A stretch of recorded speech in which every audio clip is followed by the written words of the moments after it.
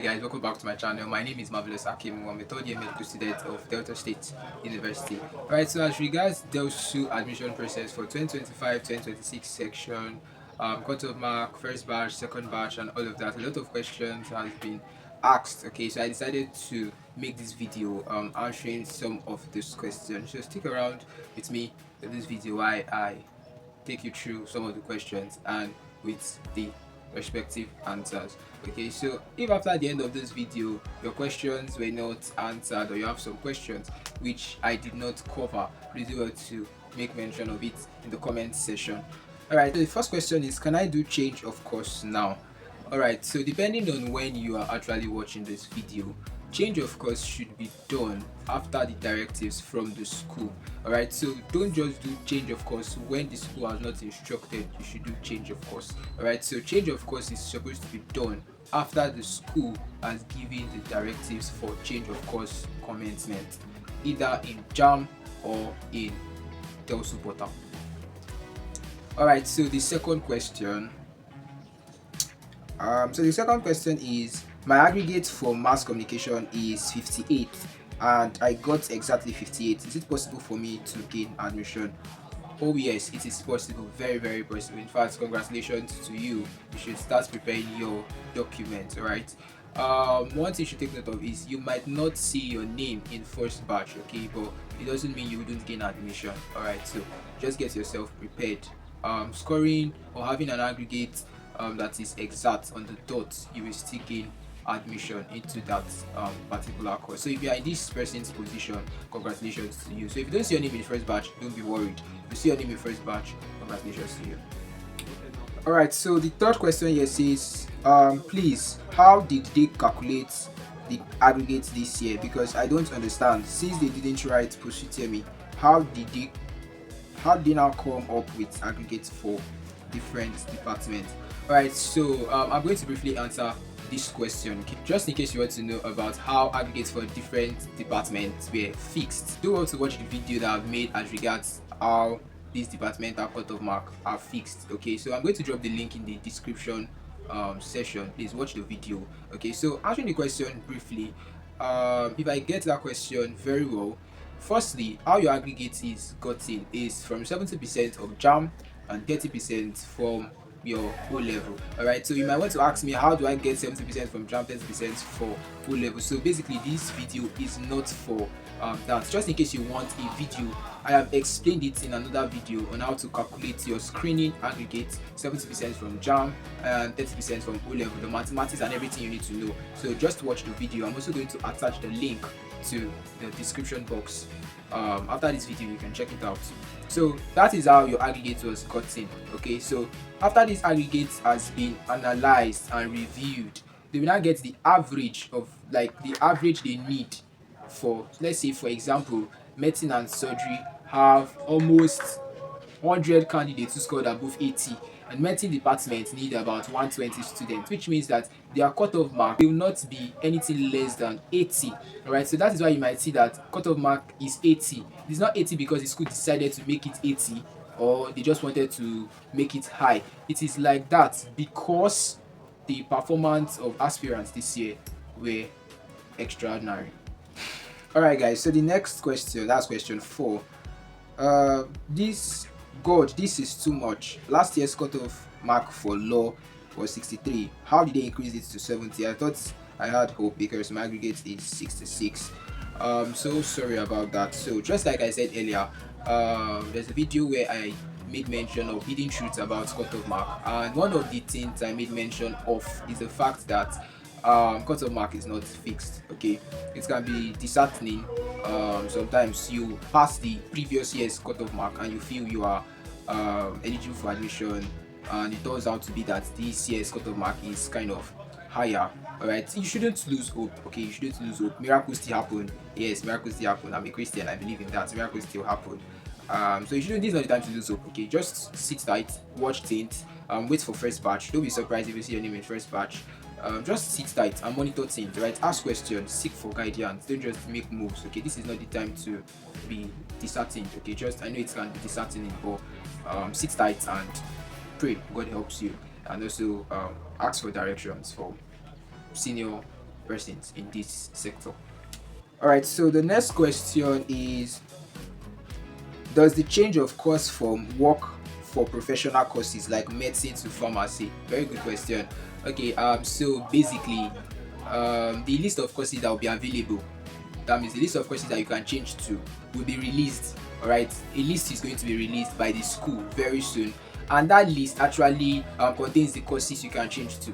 So if you see pharmacy there, it means you can change to pharmacy. If you see medicine there, it means you can change to medicine. But the shocking thing about the list is that no professional course is actually there. So you don't see law, you don't see medicine, you don't see pharmacy, nursing, um, dentistry, MLS. You might not see them, right? So if you see them, glory be to God. But the list will determine the courses you can change to. So the next question here is, I am going to study law and I scored 64 and cutoff mark is 70. Will my name come out in second or third batch? Because I don't want to change because this is my dream course and I still got faith in it. Alright. Just like I said for the previous question, that's the same law aspirant. Okay, keep all hopes high whether you gain admission in second batch or in third batch. But from experience and the look of things, all I can say is just keep your hopes high. Alright, ask questions, seek guidance. After the release of first batch, that is when you should make your moves. If you don't see your name in first batch, make your move. If you want to change to another course, fine. But if it's your dream course and you are still trusting God with faith, definitely you can wait for second batch. And yeah, that's it. So the next question here is, why did law have to go up? Why did law have to go up to 70 or more? Law aspirants this year, Jesus Christ is Lord. These guys are really, oh my god. Okay, so like I said, there's a video where I made mention of how cutoff mark is fixed. Okay, so do well to watch that video. It actually explains everything. I wouldn't want to make this video so long, so I'll give a brief answer.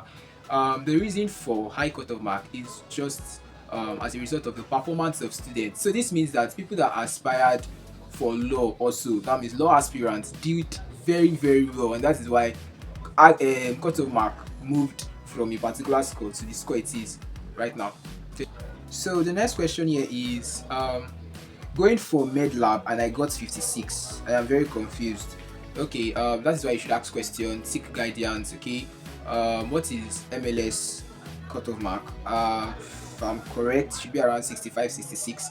I went through those cutoff marks, but I can't really remember. So it means that you did not beat the cutoff mark, right? So it means you should make your next move. Okay, you should make your next move. So there's also a video for those who did not beat cutoff mark, the actions they should take. So I suggested a lot of things. Do well to watch that video. Okay, do well to watch that video. So if you are confused, like I said, ask questions, reach out to people who are professionals, people who will guide you. Don't just take decisions, or don't just leave admission like that and say you go again next year. Or ask questions, right? Ask questions. If you are confused, ask questions. There are a lot of suggestions I've made in that video. All of these videos I've been talking about in this video, I'm going to drop the link in the description box, right? The description section, just check the video that suits you, then click and watch. Okay, but I've taken my time to explain all of these in that particular video. So the next question is, do you think I can get admission in second batch with 50 in pharmacology? Alright, so what is pharmacology cutoff mark? That's the first thing you should ask yourself. If you beat the cutoff mark, definitely you gain admission. But if you don't beat the cutoff mark, there's no magic anywhere, except miracle of God, alright, which is does not happen every time in admission process like this. So check pharmacology's cutoff mark. If you beat it, definitely you gain admission even in the first batch. But if you don't, then you should make alternatives. Okay. Then the next question is, how will I check my cutoff mark? How will I check my cutoff mark? Okay, there is a list. A list was released by the school. Okay, a memo was released by the school with the departments and their cutoff mark. So you can get that from a DELSU update group chat, alright? Which I assume that every DELSU aspirant should be in one. Okay, so by now you should have seen cutoff mark. Okay, so do well to check them. Then the next question I have here is, if the person who registered you didn't give you a username and password and it's been a long while, is there another way to generate it? Oh well, yes, there is another way to generate it. But the question is, why will you give your screen registration to someone who can't be accountable for your username and your password? The person who registered it is responsible for that because it is generated during the registration.